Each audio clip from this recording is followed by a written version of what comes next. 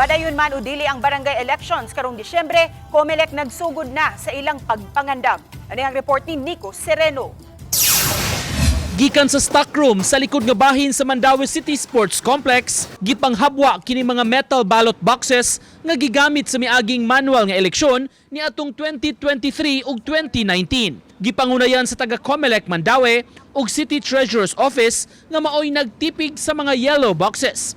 Sa gipahigayong inventory kaganiha, giablihan ang mga ballot boxes ug gipanguha ang sulod niini ug gipangtapok. Usually sir, amo man na siya i-repaint, recycle, tinuod. Mao na siya niya. I-repaint din na mo siya through sa among kuan kanang sa DGS, Department of General Services.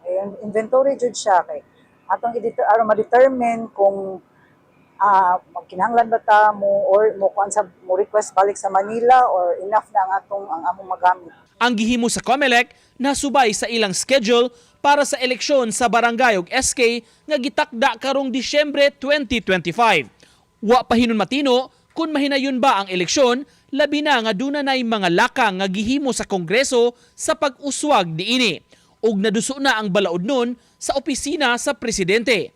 Apan matud sa COMELEC, mangandam lang gihapon sila. As per instructions sir, nag-prepare gyud me. Schedule mo ginapon na opening sa ballot boxes. Nico Sereno, Balitang Bisdak.